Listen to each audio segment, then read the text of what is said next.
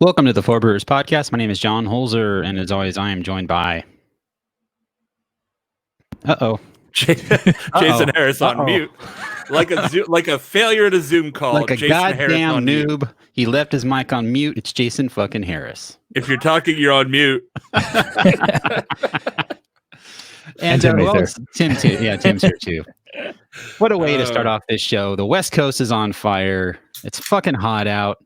Donald Trump is still president, and we're here. We're drinking beer. Today's a bit of a grab bag. A couple weeks ago, Jason and I ordered a bunch of beer from Cellar Maker again, because this time they had a different variety pack on sale. It wasn't like 12 of one beer and then 2 of another or whatever. It was 4 separate beers. I think it was 4. No, it was six different 4-packs. Yeah, 6 4-packs. That's right. So we're going to dip into that. But first, we're starting with beer that we got from our homie Jesse Friedman, formerly of Almanac Beer Company. Now he does, I don't know what he's doing. He's making little pastry things out of his house and selling them. And he's a man about town. I mean, he's just an entrepreneur, if there were ever an entrepreneur that could be thriving under COVID-19. So Henhouse sent these beers to Jesse, and Jesse's like, yo, I don't really drink that much beer anymore. So how about I give these to the 4 brewers? And that's what he did. And luckily, we all got one in common, distributed to one another. This is called Juiced Goza with Pineapple. And it's got I don't know, what's that thing, that fruit hat? Like the Chiquita banana fruit hat. What would you call that? Yeah, is there like an official name for that? I don't know. Internet That's to what the I thought rescue. of, though. What I do thought of you the call Chiquita that fruit banana hat? This was canned on August 3rd, 2020, so this is fairly fresh. I've never had this beer before. I believe this is 4% alcohol by volume, if I remember reading that correctly. Yep. It's just referred to in Wikipedia as a fruit hat. Yeah. Popularized by Carmen Miranda. It's a fruit hat. All right.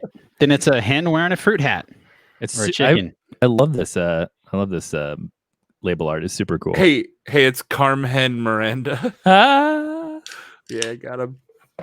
My can was a little squishy as far as flexibility goes, meaning maybe it's not quite as carved as it should be, or it wasn't as full as it could be. I don't know. Probably the latter. So pineapple is not a flavor I've had in a Goza before. I'm a little skeptical of it. We'll see how it turns out. Salt and pineapple. Yeah. I mean, I guess that would work like in a tiki drink or some kind of a cocktail kind of thing, right? I mean, that makes sense. Salty pineapple. It's clearer than I thought it would be. Yeah. It's got a little bit of haze to it, but not really. It's pretty... Pineapple juice comes out pretty clear. It's kind of got like that sort of yellow-white haze a little bit.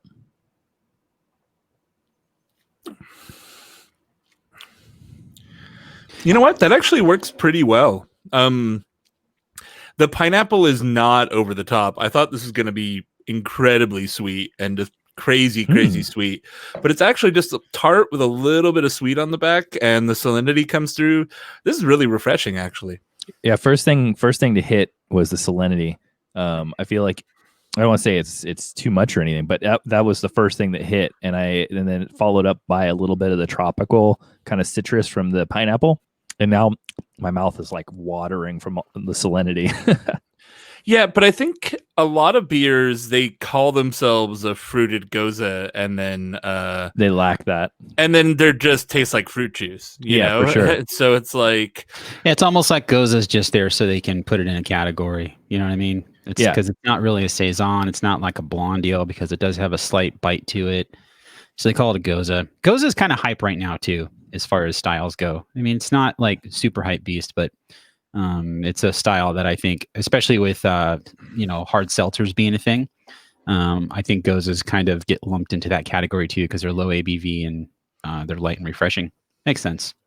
I'm a huge fan of Gozas, mostly because of that sort of slight salinity. Like, I love sours, but sometimes you just need something a little different to cut in there.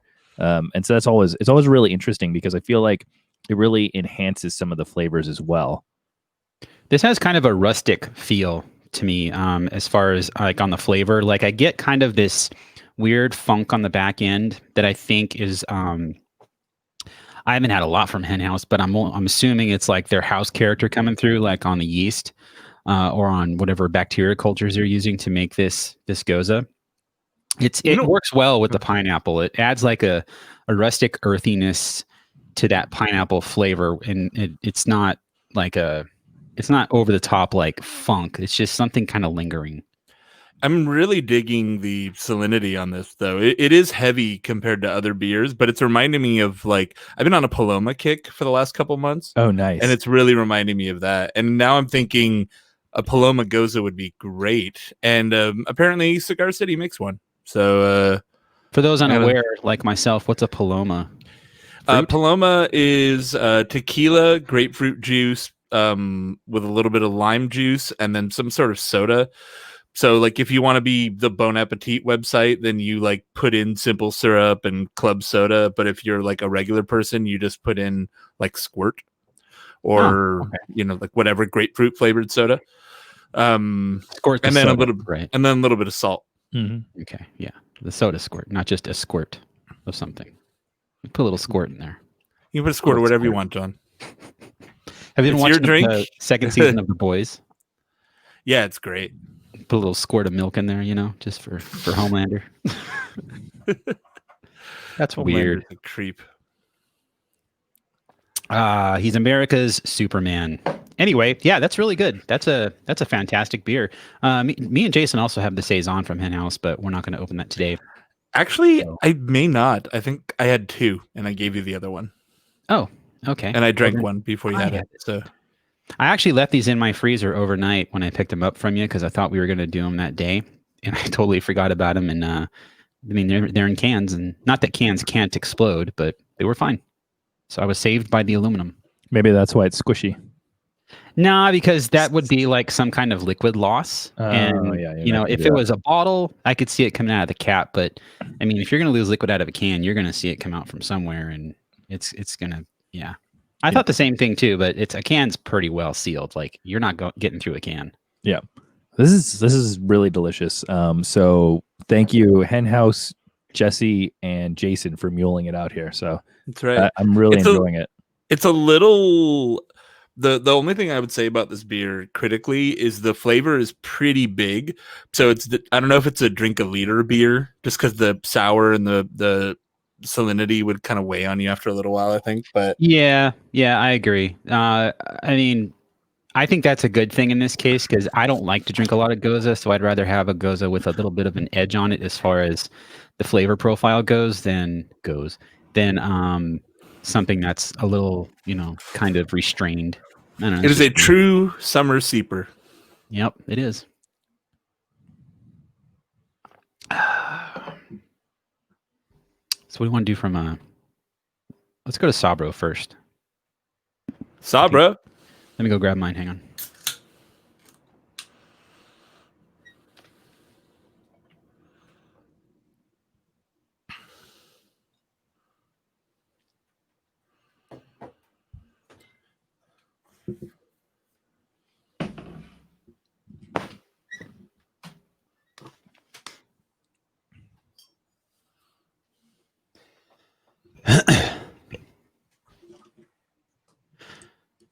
So as I mentioned before, we are doing mostly cellar maker beers on this show. Tim's got a couple one-offs on his grab bag that he's doing, and these are, if you're watching the live stream, these are 5 of the 6 beers. Which one am I missing?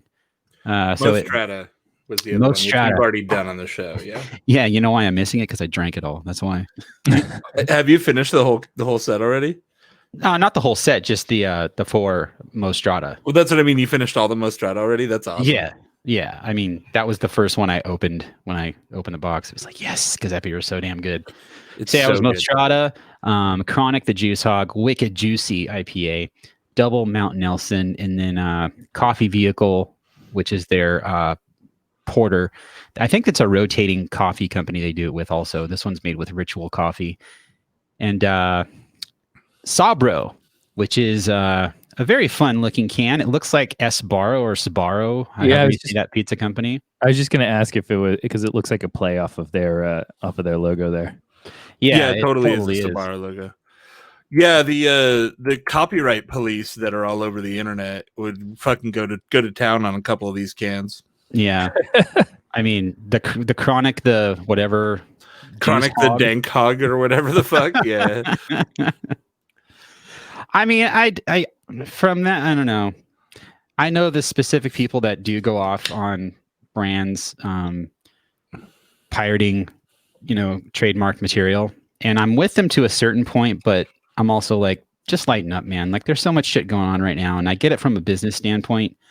You want to say that's wrong and you shouldn't do that. But at the same time, I mean, it's not up to us to police. You have to look at it as, go ahead, just here's a great example. So somebody stole the like Charlie the Unicorn thing for a label, and the creator actually was in there like not cool, and he's just like a guy that made a Flash video. So like, don't rip that guy off. Am I gonna get mad that Disney isn't getting paid for your Simpsons fucking parody label? No, I don't give a shit. Well, and that's the thing. I mean, there's a little bit of a line, obviously, not to go too deep, but parody is a thing and it is protected. And I think making the Sabro can is, it's parody. It's a beer. You're not going to mix it up. So as long as you can't confuse it.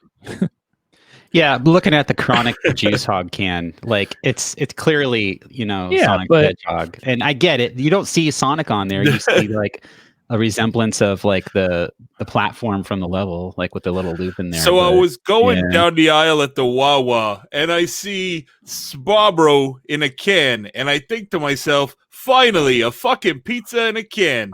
So I bought all the shelf and I took it home and opened it up, and I'll be goddamn if it didn't taste like a pizza at all. I'm never going to Sbarbro again, even if it's the only thing in the fucking airport. But somebody's going to do that. That's the sad part. Finally, a pizza in a can. That sounds like the janitor from Futurama. A little bit. Or not the janitor, the pizza. No, the pizza owner. I can't remember his name. Mr. Spatucci. Oh yeah, I don't remember his name either. I mean, the Sabro beer that we're drinking right now, the can, it is like, it's the Italian flag colors. The Italian flag is technically vertical with their colors, so maybe the S or Sbarro pizza logo is horizontal like that, and that's what's making us think of it. But it's called Sabro, and it looks like Sbarro. Like, I have no problem with this label. I think this label is cool. It looks nice. It's simple. And it does remind you of the pizza place, which I think is funny. What's funny is that Sbarro has actually recently rebranded, and that's not how their stuff looks anymore. Oh, hey, the new one's actually pretty nice. It's like a pizza slice triangle. Yeah. I weirdly know that. There's this YouTube channel called Company Man, and he'll just be like, yeah, Sbarro, let's track like when they started and then how big they got and then how far they've fallen now and like where they're at now. It'll just be like, yeah, Carl's Jr., when did they merge with Hardee's and how did that happen and all this shit. And I'm like, I don't know. Somehow I find that interesting. Oh, it's super interesting. Just like I love watching fucking stuff about theme parks, but I don't like going to theme parks. Like I will watch the story of why California Adventure was a fucking failure. Oh, but I don't want to go to California Adventure. Have you watched the Imagineering series on Disney Plus? No, I haven't. I don't know if you have Disney Plus, but there's a whole I don't know how many episodes, but there's a whole series basically starting from like the beginning of Disney all the way through, talking about all the initiatives and things they did, mostly about the parks. It's been super interesting. I've learned a lot. That's something I want to watch. I have Disney Plus. I paid for the 2-year thing up front for $160 and then got a free year with Verizon Wireless. So I'm locked in for 3 years. I didn't buy Mulan though. I refused to buy Mulan for $30. You made that very vocal. Spoiler alert for any fucking Mulan fans who are holding out. Don't spoil. But I saw do you really care, Tim? Just the end sequence of the movie is out, and it is the most ridiculous fucking thing. The like final sequence in the movie where there's like the showdown with the big bad guy. It is the stupidest shit you ever saw. Like, you're just like, seriously, this is how they end the movie? It is so dumb and bad. Looking forward to that. Yeah, no, I'm gonna tell you guys so you fucking know.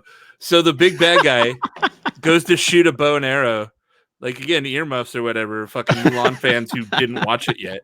The big bad guy goes to shoot an arrow at the Emperor, and the Emperor's like, "No way, bitch!" And then the Emperor just kind of flings the arrow up in the air, and then Mulan does like a spinny kick, and then kicks the arrow, and then the arrow goes in and kills the bad guy. Oh, that's awesome. That's not awesome even in a little bit. Like it's good. Literally like he alley oops it. And he's like, "Go, my lapdog, kick this arrow at the bad guy." And it's like, "Yes, Emperor." Bah! Is that how the animated movie went too? I don't know. I never saw that. No, not at all. I was 20 when that movie came out. It's supposed to be fairly different from the animated movie, which there's not even a fucking animated tiger or dragon in this. There was a dragon in the movie. Yeah, I haven't seen it either, so I don't know. Mulan's one of those Disney movies that kind of was off. It's not like I don't watch Disney movies, but I just never saw that one. There's a dragon voiced by Eddie Murphy. Yeah, he was so good. Donkey. Yeah, before I'm a dragon. Basically, the same Donkey. He banged a dragon. Okay, so anyway, how's the beer? Tim is offended.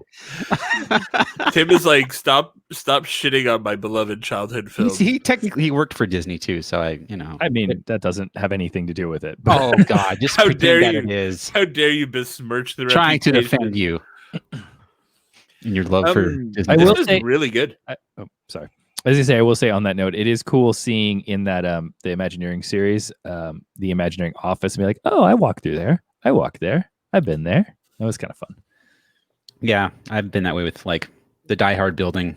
Center. Wait, like, really? You work in that building or worked in that building? I re-roped one of the high-rise elevators. Yeah, that's awesome. I drive by there all the time. When I used to work downtown, the building I worked in, the show Heroes filmed a ton of stuff, and it was at the time I was there. So, one, I saw them filming it, and then I saw the show. I'm like, oh, that's my work. And then there's a bunch of stuff that films in that area, but then the two buildings I worked in were like identical buildings, and then in the middle there's a small little like 3-story building, and they converted that building to a fake bank for that really shitty Will Smith superhero movie, Hancock. Oh yeah. But you'd be amazed at how they put like stickers all over the windows on the buildings across the street, and they had it that way for like 2 weeks. And in the movie, this sequence is like 2 minutes long. It's Hollywood, man. And like there was hundreds of people working there for 2 weeks to do this like 1-2 minute sequence.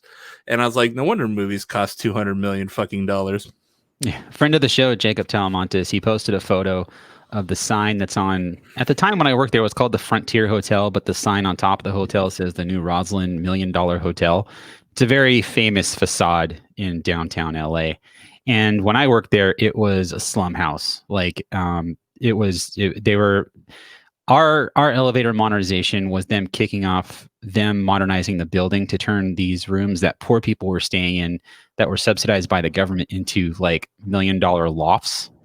Like it was going through gentrification basically. And I commented on like that building for Hollywood stuff. Like I met Ice Cube there. Like he was wandering around on the roof for a photo shoot, and I was working on the elevator. I'm like, holy shit, you're Ice Cube. My God. We saw a porno being filmed on the roof. Oh, nice. Like we literally did not work all day. It was me and my mechanic there. Like the machine room, there's an I-beam that goes out the side of it, and there's a door that it's not really a door. It's more of a hole in the side of the building. And so that's how we bring in our equipment in and out of the machine room. And we saw this. It was like this big yoked out dude, like just getting head on the roof, man. And like they're filming it, and we're just like peeking out the window, like this is actually happening in front of us. And they cut onto us and moved to the other side of the building where we couldn't see them. But I'm like, well, who cares? Like you're on a roof of a building, dude. Like no free ride, bro. You want to see it? You paid $9.99 like everybody else. Yeah, exactly. But yeah, it was that build. It sucked working there, but that building actually has a lot of history, and it was cool working there outside of the depression that was being offered crack every day for cigarettes. But yeah. So anyway, back on the beer, Sabro is a weird hop. It's like a little bit tropical, but then it has like there's some other stuff going on there. It's kind of like the first thing that comes to mind is minty, like a kind of a like a cool breath mint vegetal thing, if that makes sense. I can't. It's really difficult to describe, but it's unique to Sabro, definitely. I know I get this lingering coolness on the back of my tongue. That it's not a real bitter hop, but it's like this weird minty fruit. It's got a 12 to 16% alpha acids. And apparently it is a cross-pollination of a female Neo-Mexicanus hop. I was like, what's a Neo-Mexicanus hop? That sounds dope. But yeah, it's weird. If this is a single hop beer, I mean, it's called Sabro, so it makes you think that that's kind of the only game in the show. There's a lot of hop complexity here. Like you pull a little bit of different note every time you drink it, right? And I think that's pretty cool. Yeah, the nose too. I get like a lemon character on the nose, I think, more than anything else, and maybe I'm getting a little bit of that lemon character on the flavor too, just without like that acid bite of a lemon. It's a really weird hop, but it's a delicious, refreshing beer at the same time. And of note, they say it's known for its complexity. That's the first word they use on the first descriptive word they use on the official profile of the Sabro hop from the grower, from YakimaChiefRanches.com. It kind of reminds me of what's that lemon pledge hop that Matt hates? Sriracha Ace? Yeah, it's kind of like Sriracha Ace Light, I think is a good way to describe it. It's not as lemony as Sriracha Ace and not as like impactful, but that's what it reminds me of. Instead of it being super lemony, it's like lemony citrus with a kick of that breath mint character. That sounds gross, like describing it, but it really does. Yeah, but that's what I get from it. And they really do showcase the hop in this because I don't get any kind of malt characteristic from the beer at all. It's all hops. Yeah, it's just a little bit unusual. Like it initially registers like any other kind of tropical modern hoppy IPA. You don't really get that like danky pininess at all. There's not really like a vegetal character to it too much, but it has more of that modern fruity tropical thing. But yeah, there's just all these other little notes that you pick up in there that kind of make it an interesting beer to work your way through. Okay, I'm going to grab the Chronic beer. Give me a second.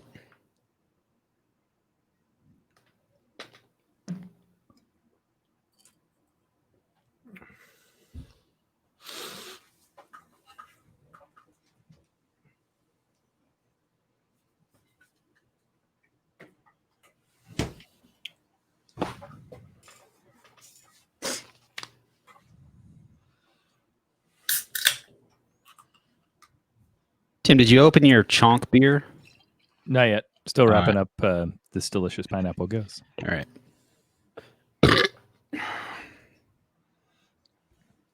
I'll do that on the next transition if you want. All right. A belch. Burp. For the record, I brought out my fancy monkish Tiku. That is a dope Teku, man. Ooh, it's a nice looking Teku. Those things are so rad. They're kind of awkward, but yeah, they're pretty cool. They look dope. Yeah, they look neat. They look cooler than the like Dogfish IPA like microphone glasses. Do you remember those?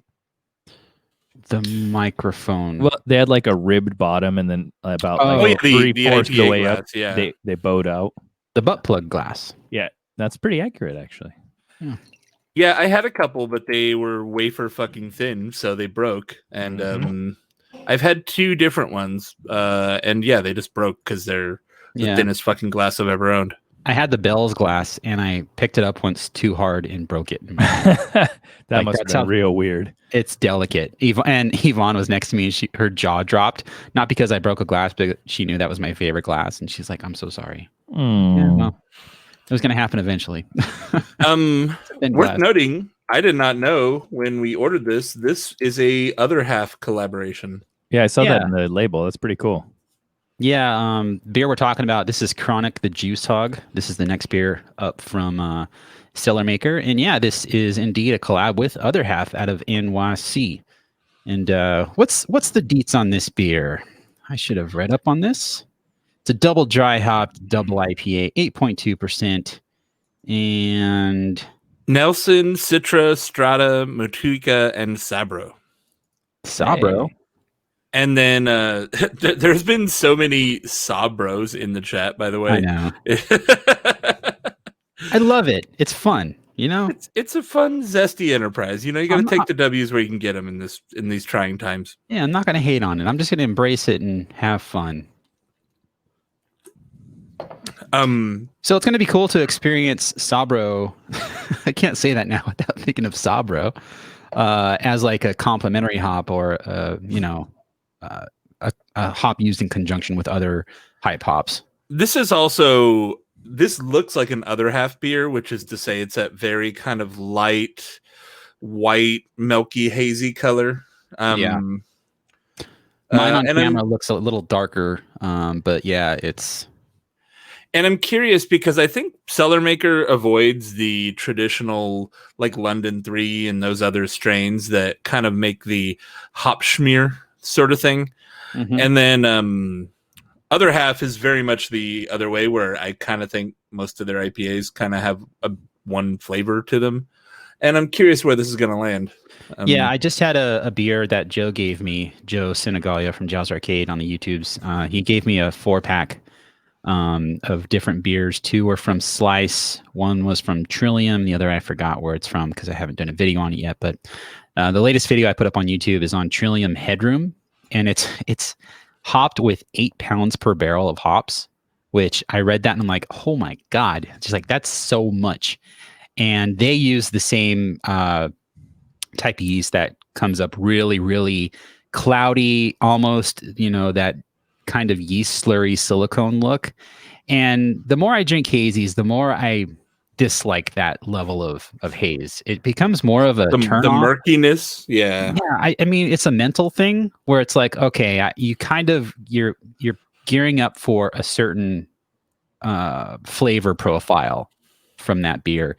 And it hasn't let me down yet, because that beer, I didn't really like it. It had that hop smear thing and this really like acrid hop bitterness bite on the back of my tongue that just would not go away.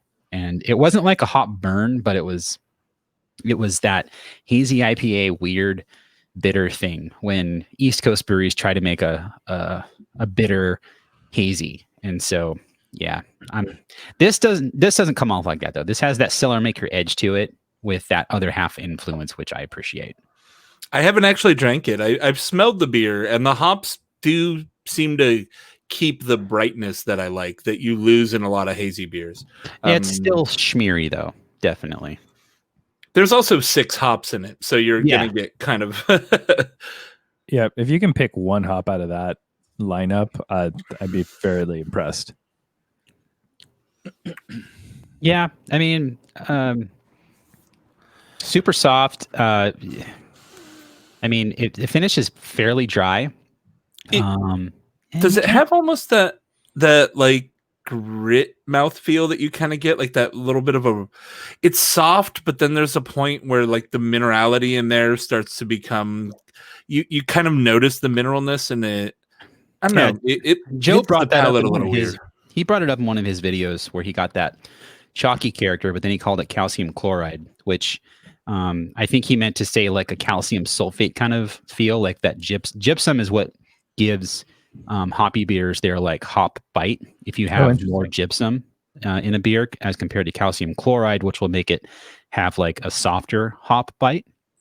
And I'm not saying those minerals are being added in a way to give you that weird bitter texture. I'm just saying that's what it comes off like. And I thought of Joe when you said that, because he brought that up, and he actually brought up the actual minerals and he had it backwards, but it does come off. It's perceived like that. Like it's too minerally and too chalky. And I don't know if that's a water thing or a bittering thing with the hops. It's weird.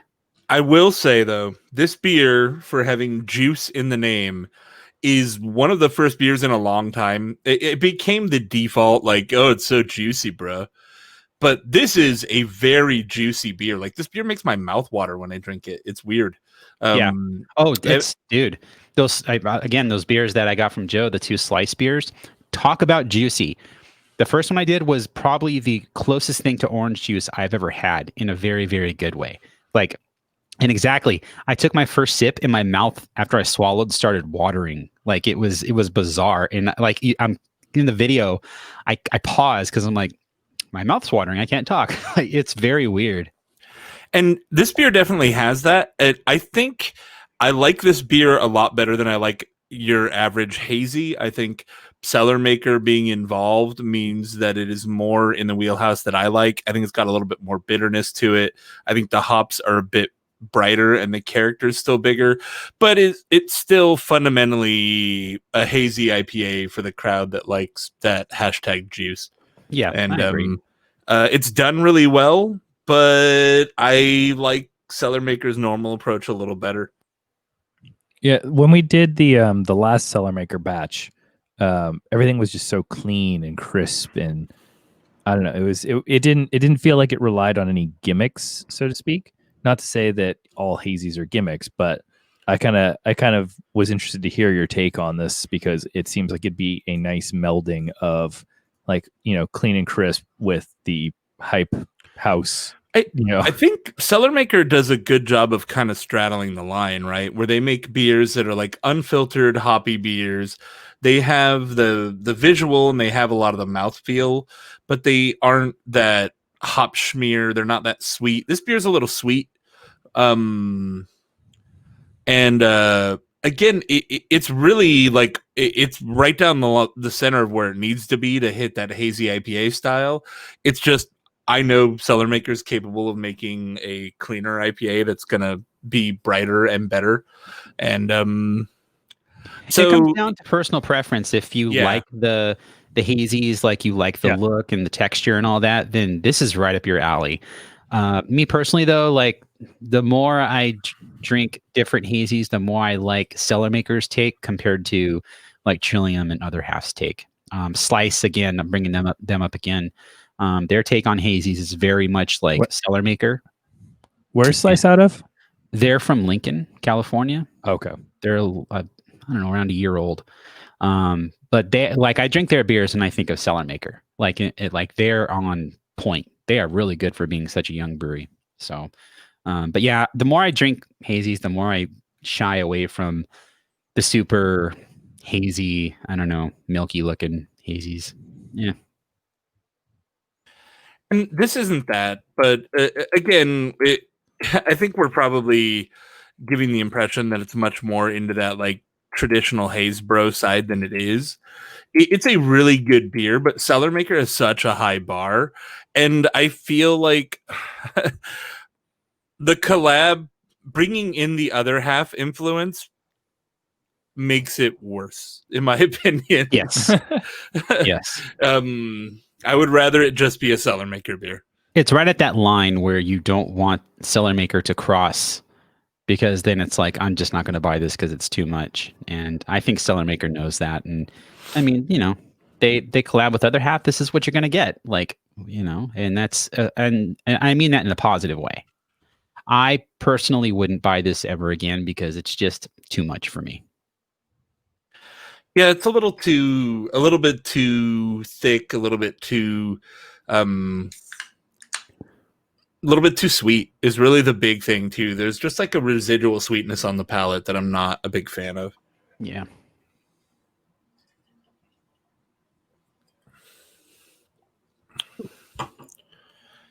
So, since we're on the juice kick, do we want to do the Wicked Juicy or Wicked the Nelson? Juicy? I had that one last night, and it's not that different from this. We're gonna say a lot of the same stuff. All right, so then the Nelson. And I love Nelson hops, so I want to drink them and talk about them. All right.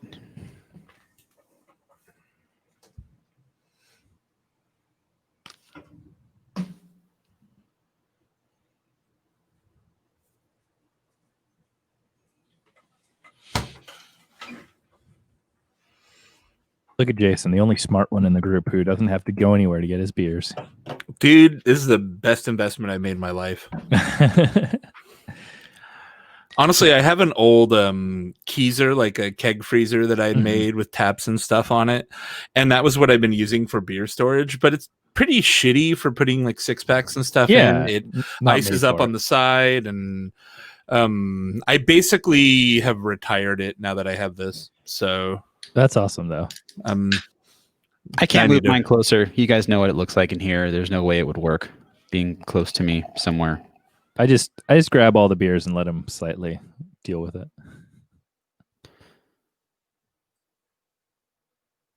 All right. Oh, I don't know if this is privy to the show. We did the oh my god, I'm blanking. The Pizza Port. When we did that show, there was that Pizza Port collab with Beechwood. Remember the Idaho 7? Yeah. You kind of went a little off on how you hate Idaho 7. I ended up having that one last night when we were at the movies, and it wasn't bad, but I totally got the like what you were saying in terms of like the vegetal sort of feel from it. It sticks out like a sore thumb. John doesn't care what the evidence says. He doesn't care what the police say. The Idaho 7 are guilty and they should be put to death. God. Our president is garbage. The president of hops. So before we move on to our next Cellar Maker beer, Tim, what are you sipping on, bro? Sal, bro. What are you sipping on? So unfortunately, I did not partake in the Cellar Maker. So I grabbed a couple of extra things out of my fridge that I had lying around. I have this chonk from Decker. Chonk. Chonky cat. That's a pretty dope label. Yeah, they do Decker does some really cool like metal record artwork. I don't know if you've seen there's one called like Brains, and it's just like this really rad like skull artwork, and it's a sour with different kinds of berries. I had it, and it's basically jam like in a can. It's good, but it's super fruity. This one is Chonk. It's a Sunday sour with mango and marshmallow. I can't remember if I did this one during a sour show before, but I'm just kind of grab bagging it for today. So it's a Sunday sour. You went over that pretty quick. A Sunday, like a ice cream sundae, Sundae, Sunday sour. Yeah, not a sour for Sundays. That is not a thing I've heard before, and I hate it already. I've never heard of Drecker. Jecker's from Fargo, North Dakota. Interesting. They're on Tavor a bit. Oh, I've all seen the them time. on there. Yeah, these are all the Drecker I've had has come from Tavor, and I've had several. I had one that was like a rainbow sherbet sour. I had the Brains, which is like raspberry boysenberry like sour. And they're all pretty solid. So this one's just an ale with mango and marshmallow and lactose. They say here they have a nice little section on the side here that lists a bunch of the deets. So you got the malts, which is pale two-row, wheat, and carafoam. They've got Magnum and Hallertau Blanc hops. And they have something at the bottom here called gimmicks. They actually have a label for gimmicks. Lactose. Which is, mango, marshmallow, lactose. Yeah. It would be great if it was because it's the chonk, if it was in like a 24-ounce can, like one of those big fat cans. Oh, yeah. And it smells like a fruity popsicle, or like, it definitely has a bit of a like manufactured sweetness smell to it. What's the ABV on that? Did you say that already? I did not. I put it in the notes, but I don't see it actually listed on the can. Yeah, it doesn't say it was 5% before they added the marshmallows, but then but then they dumped in a bunch of store brand Lucky Charms, and we don't know what happened. Suddenly the beer actually is only 2% alcohol by volume. Yeah, from the photos on Untapped, this looks very, very, very. It almost looks like wine. Wow, I'm looking at the wrong thing. Yeah, so the one I'm looking at on Untapped is made with blueberries. Tim's is just really. It's mango. Yellow. Yeah, it's mango. Okay, that explains it. Yeah, it's basically like mango, like a little bit of mango puree in here. Like when my son was young, like mango was one of his favorites, and this just tastes like I'm eating some mushed up mango. I want to. I want to read the description for you because I think our listeners need to hear it. Our favorite hefty boy is back. This absolute unit is stuffed with mango and smothered in marshmallows and lactose sugar. Just like our favorite mega chonkers, it's a little sour, but mostly fluffy and sweet. Yeah, for sure. I fully admit, as with a lot of things I tend to have lying around in the fridge, it's been in there for a while. So I don't want to fully judge it based off of freshness. But in terms of the flavor that's hanging around, like it's super sweet. It's got a bit of that like lactose sort of mouthfeel. Overall, I had one earlier, a fresher one, and I remember it being like it's good, but I would say like in a small amount because it is overwhelmingly sweet in my opinion. Yeah, I mean it's a Sunday sour. I mean, yeah. The top review says mangoes and marshmallows for dessert tonight. Almost positive there's no alcohol here. That is also very accurate. Like it doesn't have much of a bite. It is like drinking. Like you can imagine, like take some mango, put a little marshmallow puff in it, swirl it around, and eat it with a spoon. And I feel like that's right about where you're at. I feel like I haven't ever been high enough that sounds like a good idea. Just like, what if we put marshmallow in the mango? Like, wait, what? It's if you're looking for something sweet, you want to like break away from the bitterness. You just want something like totally juicy, totally sweet that is pretty much accurate to what they're describing. Then I would say that this is for you. Again, the carb on this one's pretty low, but it could just be again because the can's been sitting for a little while. But I think it's living up to what it's describing. It's as expected. So I wouldn't downplay it just because of what it is. Like you're getting exactly what it's describing. I mean, they're adding all that lactose and marshmallow to give you that ice cream sundae feel. And so totally. if you're going to buy the beer, you know what you're buying.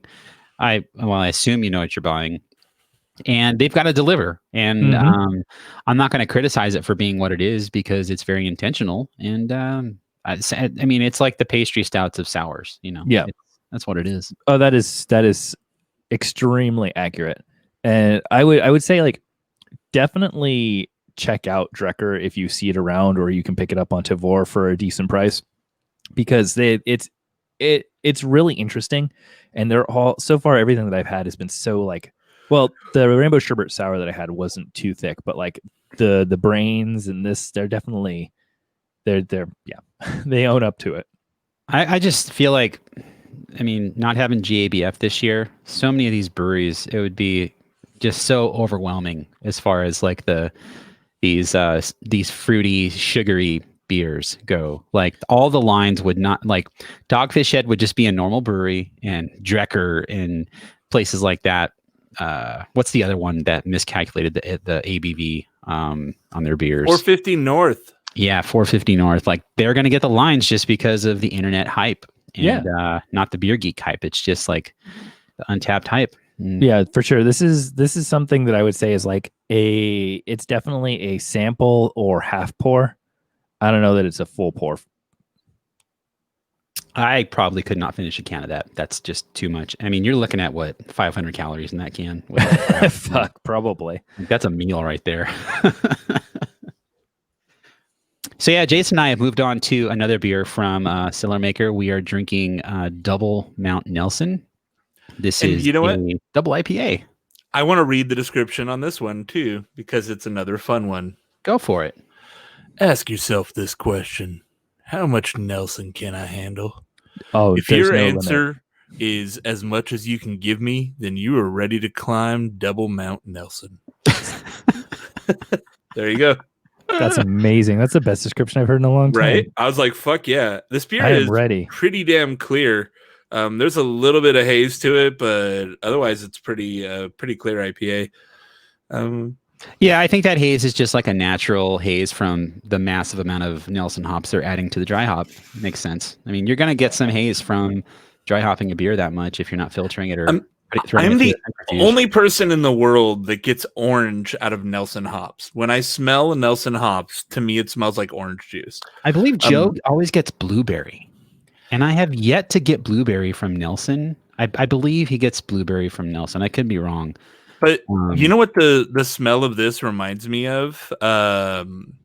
Nelson from Alpine, which was one of my favorite beers. Before, because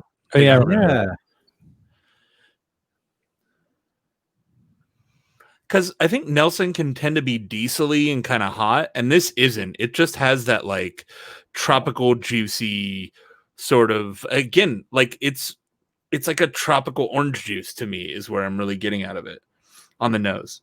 I really think if I did want to get into like the professional brewing world and money was not an issue, I would totally move up north and work at Cellar Maker to learn how to make these beers, because they're like Firestone Walker with their hoppy beers, where it's just magical how they pack their beers so full of hops and they don't get any of the negative parts of doing that. Like it's not oxidized, it's not super vegetal, it's not over bitter, it's just perfect. It's like magic. Like if this was Bill and Ted's Bogus Journey and you were at the end at the big brewing competition, and then it's like, oh shit, dude, we suck at brewing beer. And then you go in your time machine and then you come back and you have a big craft beard and you're like, I spent 10 years at Cellar Maker and now I got to brew the best fucking beer in the world. Jason, you're amazing at that. I actually went back and watched Bill and Ted's Excellent Adventure. Apple had the 3 movies on sale for $35, so you could buy the new movie. What is it? Bill and Ted. Bill and Ted Face the Music is the new one. Yeah, that was $20, or you can get all 3 for $35. And I'm like, well, I don't have the other 2, so might as well get those. So I watched the first one. I have yet to watch the second one or the new one. So have you seen Bogus Journey in like you haven't seen Bogus Journey in your life? No, I have, but it's been such a long time that the references are lost on me. I think it's better, and you know what? Anyone who wants to challenge me on it can fight me. Bogus Journey is a little bit better than Excellent Adventure, but they're kind of more refined. Bill and Ted. They're kind of different. No, it's like that very 90s thing where they're like, it's a sequel, so we have to do everything bigger. Okay. Where Excellent Adventure is like a journey through history. Like Bogus Journey is like they go through like time and space and like the fucking like afterlife and shit. Like everything's just bigger. And then Face the Music puts it all together. They have kind of both adventures going on at once. They have a journey through history. They have going through all this weird esoteric shit all in one movie. It's great. I found myself while I was watching Excellent Adventure again, like they gathered up all of the historical figures and they're all back in San Dimas, and then like that's when shit goes haywire, like with Ted getting shipped off to military school. Ted getting shipped off to military school, his dad busting his balls. At a point in the movie, I was actually like in suspense for what would happen. Like, because I forgot, and I'm just like, I'm like, this is actually a really good movie. It's really cheesy, but as far as a story goes, it's ridiculous, but it's also, it's not boring. It does grab you to a certain extent, and it's not bad. The part that takes me out of it the most is that the whole movie is in San Dimas, and the one famous thing in San Dimas is their water park, but the water park in Bill and Ted is just some like shitty slide at like a regional park and not Raging Waters. I wonder if they went to like Ukaipa Regional Park instead of Raging Waters. It's not Raging Waters, I'll tell you that for sure. It's just like a pool and a slide. I was born in San Dimas, so yeah. Oh, how'd that treat you? Were you a cowboy now? What's that? Yeehaw. I said, are you a cowboy now? Does their high school football rule? It does. I've heard. Yeah. As much as any high school football rules, I suppose. We're not in Texas. We don't really care as grown adults about high school football. Well, it was was that which band was John? Do you know the band? The Ataris. Yeah, there we go. Okay. Just making sure. Yeah. Yeah. my boy. When Jason takes it like too literal, and I can't tell if he's being serious or not. Oh no. If there's a reference to be made, Jason already knows it. Especially to the Ataris. I fucking love the Ataris. Did you ever see Speaking of the Ataris, who gives a shit? We're just off the rails now. The singer from the Ataris one time was on, remember Jay Leno on the Tonight Show? He used to do a thing called jaywalking, and he'd be like, hey guys, do you know who this is? And he'd show them like George W. Bush, and they'd be like, I've never seen that guy. And he'd be like, you sure you never seen him on TV or anything? And they're like, wow, look at this idiot, doesn't know who the president is. Yeah. It's a bit he ripped off Howard Stern. Yeah, the jaywalking, they called it. Yeah. One time, the dude from the Ataris was on jaywalking. It was just like, that is the singer of the Ataris on there. And I forget what the fuck they were talking about, but it's like, oh, that was fun. The singer of the Ataris was at the singer of my band's cousin's wedding because they're all friends. And your uncle's cousin's brother's former roommate. No, Brian's like friends with the singer of the Ataris, and I was like, that's cool. We never got to play with him, but dude, did I tell you guys I went to a virtual concert? How was that? It was fun. It was kind of budget. It was just home dude hanging out in his backyard. His son was running the stream. His like teenage son. Was it a paid virtual concert? Yeah, it was $10. It was Matt Pryor. Matt Pryor from the Get Up Kids, New Amsterdam's his solo stuff. Cool. And he was doing New Amsterdam show, playing the whole Paratoa Vita album, which was cool. I really want to do more of that stuff. If anybody sees like cool live concert streams that you can buy into, I want to do more of that because fuck, I got to do something in this world. I watched the live stream of Newfound Glory's album release show for their latest album. I think it was a month or two ago.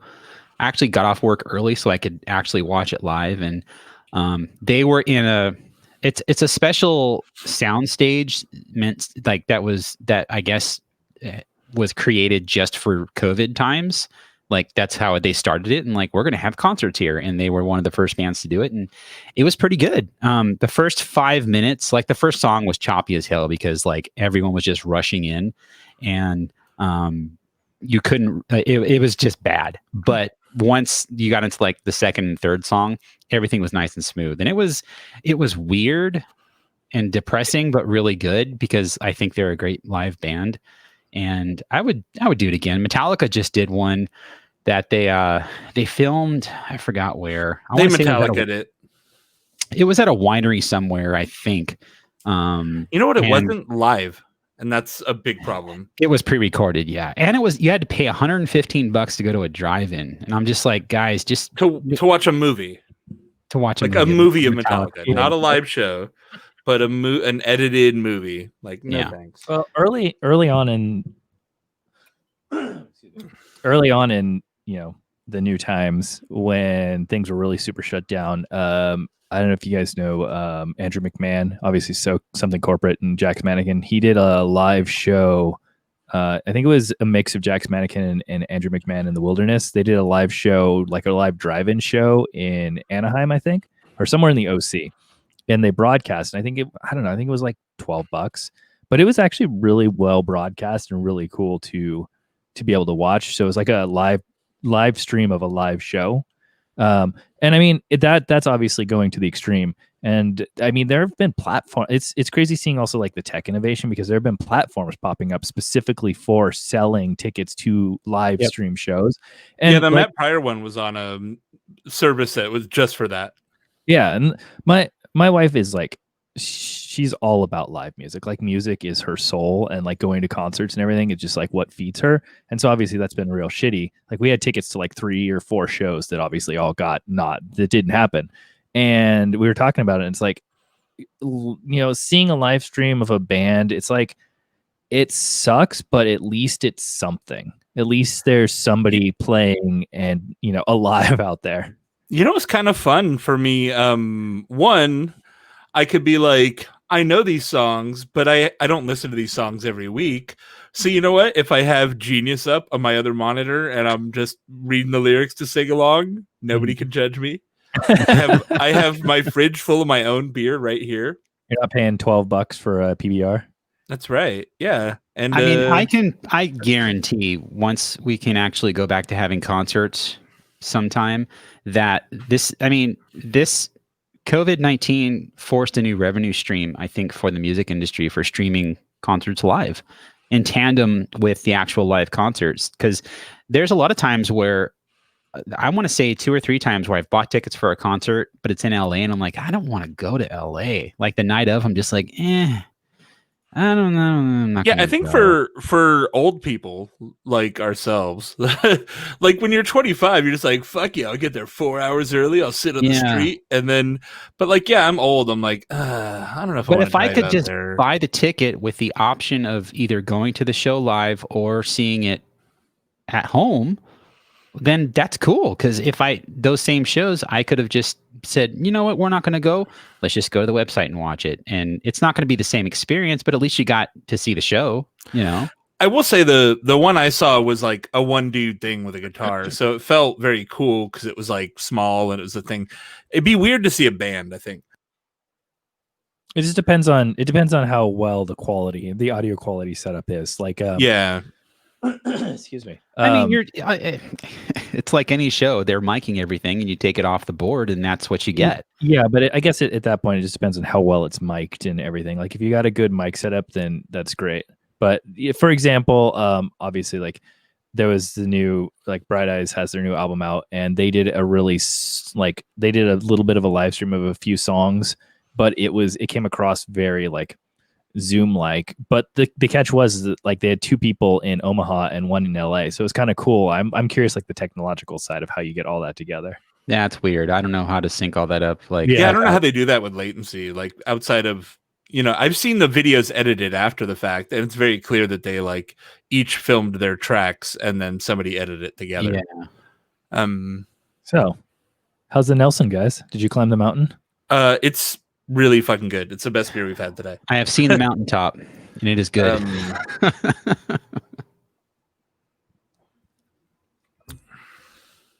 I mean, that's all that really needs to be said. It's like Nelson on steroids. Super. Yeah, there's a little bit of earthiness to it that kind of grounds it, but it gives you that big fruit character that I really like out of Nelson. Like the meat of fruit is really what I get out of Nelson hops. Like the fruit flesh. Yes. The fruity, fleshy meat. There's just referencing random shit now, because again, I'm just on I'm on one this show. There was this website years and years ago called badcandy.com, and they were clearly California dudes, and they interviewed reviewed a lot of Mexican candy because they were weird. But one of the candies they had was just tamarind, which is literally just like a little packet of like, it was like a little plastic packet, like rectangular size, like, 2-inch by 3-inch. And it was just full of like thick tamarind syrup, pretty much. And they made a big joke in it. What you reminded me of here is it said made with fleshy part of fruit, FRUT on the bag. Ooh. And they're like, and there's these really hard bits in it, and so I can only assume that is the bone of fruit. So if you're watching the live stream, this is Bad Candy now. It's a model. The website is long gone.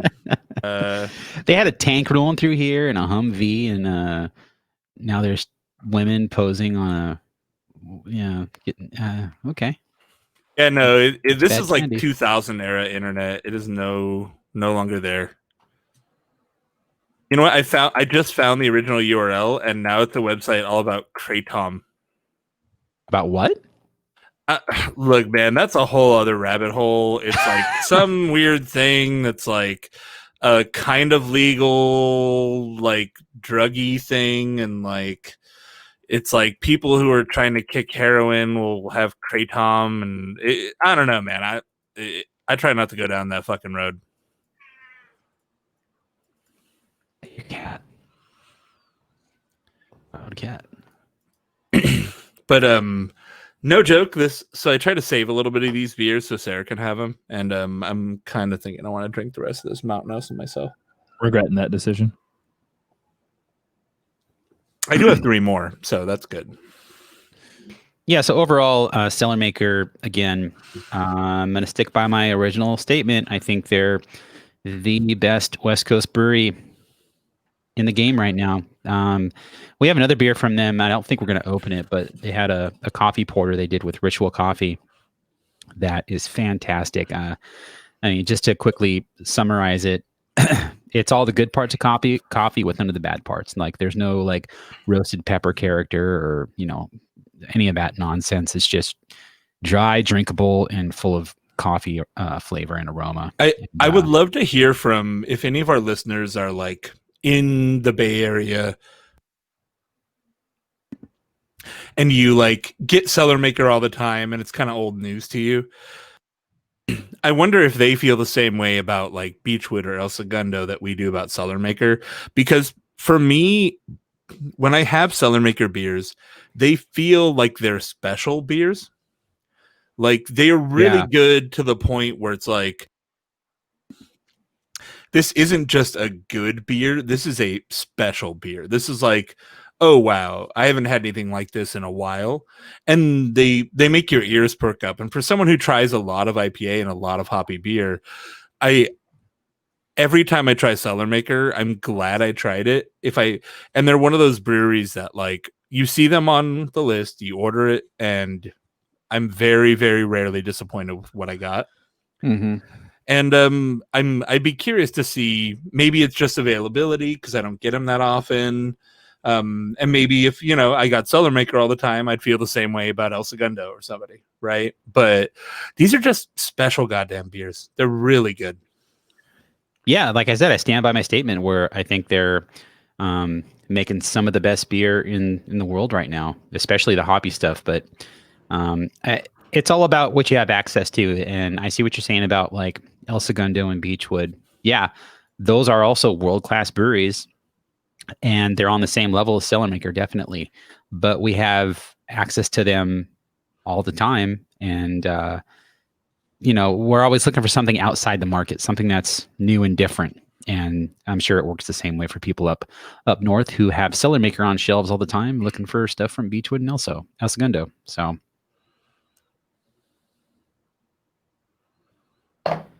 You want to call it there? Yep. All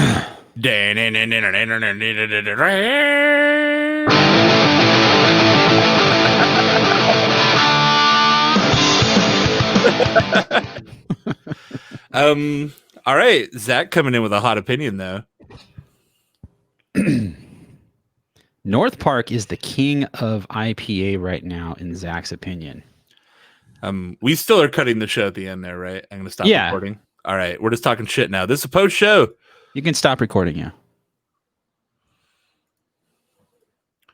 I mean, I'm not going to say they're not. I don't get a lot of their beer, so I can't judge one way or the other. Hot tip though. Zach actually gave me the tip that they're doing a fresh hopped Strata beer that comes out this week. Fresh hopped? Yeah. So not wet hopped, but fresh hopped. Whole cone fresh hopped. Yep. It's that time of year, man. Interesting. Honestly, this is going to be the time of year that I'm saddest about in the beer world, because it's like, oh, can I go to all those cool fresh hop events that happen in October? No. Well, it depends on what county you're in. I swear to fucking God, we should just put one. It's an evergreen comment from Kyle. Kyle bot. I just gonna make a bot that's like, Kyle, like, the show was good, but it needed more modern times. Zwack attack. Is this the Zwack? Crosby hops. Hey, it's him. What's up, dude?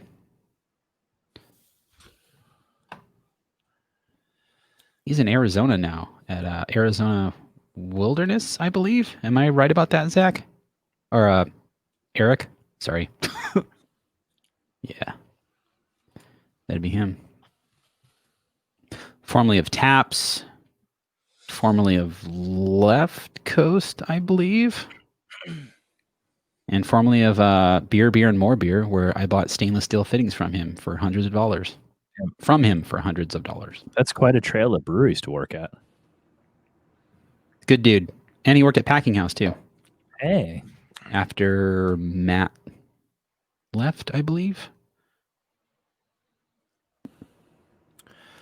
Lemonade saying the theme made him miss Greg. We miss Greg too, man. He's taking time off of drinking beers, so It's Sphincter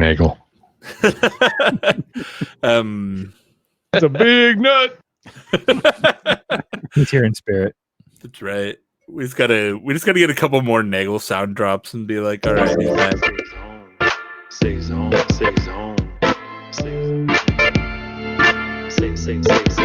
See, that's a problem.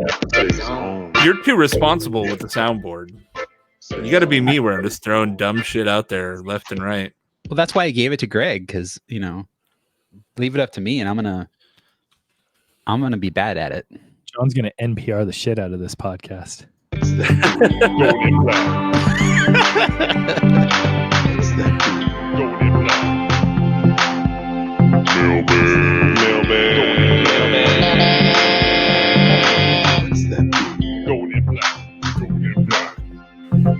Oh, so Sarah asked me today if we can figure out how to get her on a show. And yeah, I think I just need to get her webcam is really what we need, because I could use the blue snowball. I could set her up on like the other computer in the other room. But we need a cam. I mean, if we want to throw money at it, we can do it the right way. John's like, hold on. The max power away. Hang on. Do you have a webcam?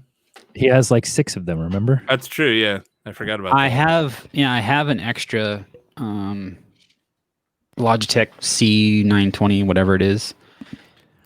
The mixer I have is only one XLR, so that's not going to work for you. But I have been wanting to try that. There's like a Shure USB microphone that's like $100. Your best bet at this point is to get an XLR microphone and get a USB interface, because now you're just hogging up USB ports. Which, if you have them, that's fine, but it gets weird with like the lanes. And so if you just have everything going into a mixer with one USB output, USB mixer is not expensive, and you can kind of customize everything on the fly. If like you're too quiet or she's too loud, instead of going into software to do it, your best bet is to get like a $100 mixer for XLR mics. I understand. I'm a PC person. I have USB ports. Yeah, but so do I. And I don't need 9 dongles. It gets to be a pain in the butt with USB stuff. That's all I'm saying. Zwack Attack offered us a Brett Saison. I want some. I mean, I'll take it. I'll send you my address if you want. I think I have his number. I don't know. Do I? Fooder dooder. Or you could just put her on another computer with another mic and a camera. Is that what you're saying to do? Or just, yeah, I have another computer in the kids' room. Okay, then we can add her that way. That'll work too. Or on a laptop. We can do that wherever. But nope, I don't have your number, Eric. Slide into the DMs. Yeah, send me I don't know if you're on Facebook. I thought you weren't. I have to have Messenger because people still use it. Like brewing industry people still use it. So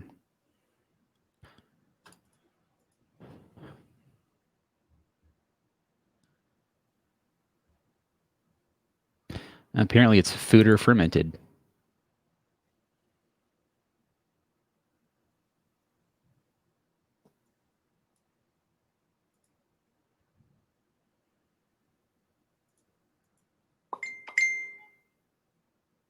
I know that sound. What am I hearing? Oh, there he is. Nice.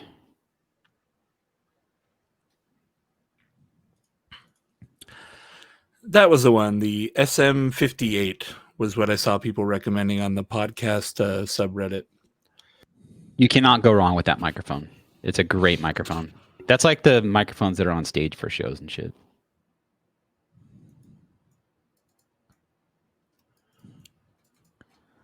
All right. My file is about halfway uploaded, so it should be there shortly.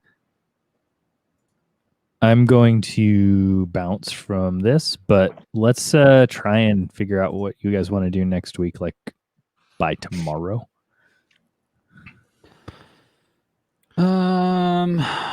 We have those North Park beers that were just sent to me from, or I'm sorry, not North Park, Wild Fields from Ryan Fields from Atascadero. That sounds dope. Tim, I don't know if you know who he is. He worked at Beechwood Blendery. The name sounds familiar. He knows what he's doing. He just opened his brewery a year and a half-ish or so ago. Okay. Yeah, he sent us taste beer, so. Okay. Yeah, I mean, I just need to coordinate with meeting someone somewhere. I'll get it to Jason sometime this week, and I mean, if Jason wants to take it out to you, otherwise I have to. Yeah, we can figure out how to meet in the middle. Okay, yeah, I'm all for that. I got to figure out a time or day that'll work for that. It would probably be like early Saturday. Honestly, it would be when I'd have to do it. So, let's see how that lines up. Because I like, work. I don't know about that. I work most beers. Yeah, exactly. That's what I figured. Most beers. I said work most beers. You did. I read the word beers as I was talking. Fucked me up. That's something I would do. All right. Well, I'll be in touch to try and figure that out. If anything, I'll just mail them to you. We got a week. Honestly, that would be super chill. I'll pay you for it. Somebody made a point that you could fit like 4 cans in a priority mail shipper for like $5. Stone, their media beer boxes, they send out this really nice box that holds 4 16-ounce cans with foam and everything perfectly. So I'm just going to use that. Yeah, that works. If you send me that, I can always send it back to you. Honestly, just use it as a nice way of getting things back. I have like 4 of them. So Okay. I'll just send you all of them, or I don't know. Then they're going to pile up in your house. If you want to send it back, you can, but it's a waste of money. Well, maybe I'll come across something and I can send you some nice things. Because I'm totally on the cutting edge of beer right now. Yeah, I'll just mail it to you, Tim. Then that would be Jason super doesn't have to helpful. worry about it. Yeah, just let me know if you want me to. I don't know. However you accept money, send you money. We have our proud supporters on patreon.com/4brewers. I was making sure. I just want to offer. So they'll cover the postage. That's why we have the Patreon, to cover things like that. So okay, cool. Yeah, let's do that. That would be super easy. I would appreciate orgies that and stuff. All right, cool. All right, Tim. Later, man. Catch you guys later.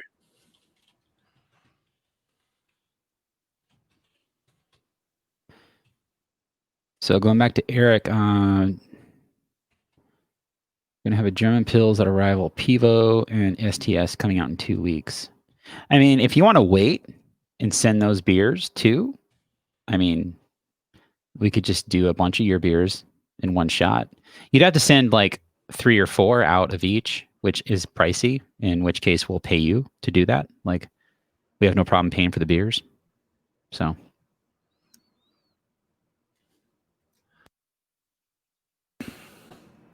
Oh, who's in the chat? I did like the Bubble Boy 4B Roadshow, except for the movie Bubble Boy I hated, but I appreciated the GIF. Is this in the Discord? Yeah, that's where all the magic happens.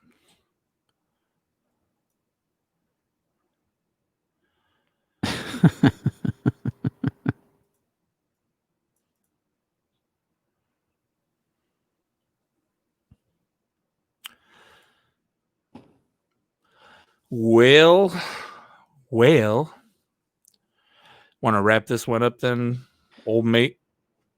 Yeah. It's a weird day. Weird week. I don't know. Yeah, it's yellow outside, which is not ideal. Been bummed out all week. Not to bring the show down at the end of it, but it's been a weird week. Yeah, I'm kind of in the same boat. But, fuck it. If you're watching right now and you're in a swing state, please don't vote for Donald Trump. Come on. 2020 is pretty fucked up, and I don't want it to get even more fucked up. I feel like people who had Trump leanings fucking wrote us off a long time ago. Eric, if I know you're in Arizona, Arizona's somewhat of a swing state at this point. It could go blue. You know what to do, man. All right, Jason. Have a good Saturday afternoon. Everyone that's still watching, thanks for watching and hanging out. And we'll see you next week with beers from Wild Fields. Cheese, bro.